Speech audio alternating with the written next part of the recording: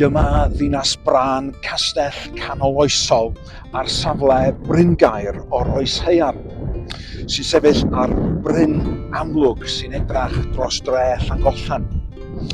Mae'n debyg i'r castell da ni'n weld heddiw gael ei adeiladu gan Gruffydd Maelor, un o gefnogwyr Llywelyn ap Gruffydd o gwmpas 1260.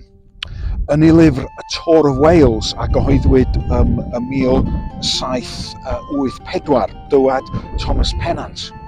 Ymhlith y teithiau cered ar lannau Dyfrdwy, mae olion hybarch yr abatsi hynafol a'r esgyniad llafurus i gastell dinas brân mor ddeniadol fel na fydd unrhyw deithiwr yn diflasu wrth ail-wneud y daith.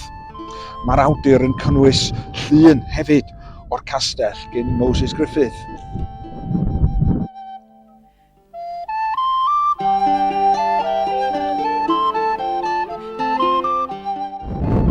Mae Pennant yn dweud bod y daith i ddinas brân yn dechrau wrth ymyl y pont Llangollen a bod gweddillion y castell yn gorchuddio copa y bryn enfawr sydd â llethr serth ar bob ochr.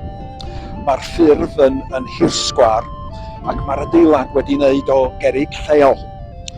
Mae o'n ychwanegu bod yr ochr sydd yn llai serch yn cael ei amddiffyn gan ffosydd dwfn wedi dorri trwy'r graig lle dwi'n sefyll rwan. Mae o'n un o'n cestyll Cymreig hynafol ni.